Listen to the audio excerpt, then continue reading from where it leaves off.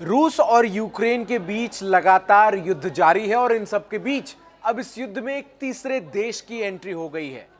नमस्कार, आपके साथ मैं हूं चंदन भारद्वाज और आप देख रहे हैं इंडिया न्यूज का ये डिजिटल प्लेटफॉर्म। और आज के इस वीडियो में मैं आपको बताऊंगा कि रूस और यूक्रेन के बीच जारी जंग में किस तीसरे देश की एंट्री हुई है। दरअसल जिस देश की एंट्री हुई है वो है उत्तर कोरिया। वही उत्तर कोरिया जिसके तानाशाह हैं किम जोंग उन, जिसके सन की रवैये से पूरे विश्व में हमेशा खतरा मंडराता रहता है। और रूस और उत्तर कोरिया के बीच बहुत ही मजबूत रिश्ते हैं। रूस के राष्ट्रपति व्लादिमीर पुतिन और उत्तर कोरिया का तानाशाह किम जोंग उन दोनों काफी अच्छे दोस्त भी हैं। और यही बड़ी वजह है कि दोस्त की मदद करने के लिए अब किम जोंग उन ने अपने 11,000 सैनिकों को यूक्रेन के साथ युद्ध में उतार दिया है। ये तमाम सैनिक रूस की तरफ से यूक्रेन से युद्ध लड़ेंगे। इन सब के बीच अमेरिका ने भी इस बात को लेकर पुष्टि की है कि रूस और यूक्रेन के बीच जारी जंग में उत्तर कोरिया के सैनिकों को देखा गया है। तो वहीं यूक्रेन ने भी कहा है कि उत्तर कोरिया के जो सैनिक हैं वो उसके बॉर्डर और आसपास के इलाकों में नजर आए हैं। तो वहीं रूस इन तमाम दावों को सिरे से खारिज कर रहा है और उसकी तरफ से ये बार बार कहा जा रहा है कि रूस अपनी रक्षा खुद करने में सक्षम है। अब बड़ा सवाल यह है कि आखिर उत्तर कोरिया के सैनिकों को क्यों उतारा गया। दरअसल रूस और यूक्रेन के बीच ये युद्ध जो है वो काफी लंबा अब खिंच चुका है।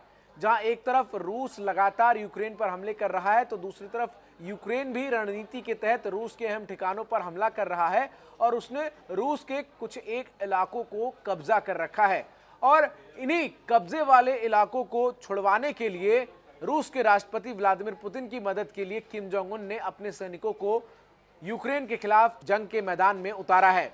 और जिस तरीके से खबरें सामने आ रही हैं कि इन तमाम जो उत्तर कोरिया के सैनिक हैं इनकी तैनाती विशेष तौर पर उन्हीं तमाम इलाकों में की गई है जिन पर यूक्रेन के सैनिकों ने कब्जा कर रखा है, उसे यूक्रेन के कब्जे से छुड़वाने के लिए। अब सवाल ये उठता है कि आखिर दोनों देशों की सेना, जहां रूस और यूक्रेन के सैनिक आपस में भिड़े हुए तो उत्तर कोरिया के सैनिक अलग कैसे हैं। तो देखिए, उत्तर कोरिया की सेना की अगर ताकत की हम बात करें तो भले ही उत्तर कोरिया में लाख परेशानियां हो, वहां खाने के लिए लोग जो हैं वो मोहताज हों, लेकिन आर्मी के तौर पर अगर मैं बात करूं तो उत्तर कोरिया की जो आर्मी है वो विश्व की चौथी सबसे बड़ी आर्मी है और 13 लाख सैनिक इस आर्मी का हिस्सा हैं। तो वहीं आपको बता दूं कि 2 से 3 लाख सैनिक हमेशा रिजर्व फोर्स में रहते हैं।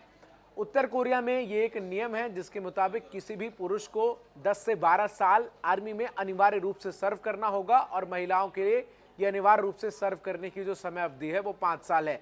इसके अलावा 4300 टैंक, 8,800 तोपों और साथ ही साथ 810 लड़ाकू विमान भी उत्तर कोरिया के बेड़े में शामिल हैं। इसके अलावा अगर हम बात करें तो उत्तर कोरिया के पास 70 पनडुब्बियां भी हैं। और बीते दिनों में हमने कई बार ये खबरें सुनी हैं जहां उत्तर कोरिया की तरफ से बैलिस्टिक मिसाइल और अलग अलग तरीके के मिसाइलों का परीक्षण भी किया गया है।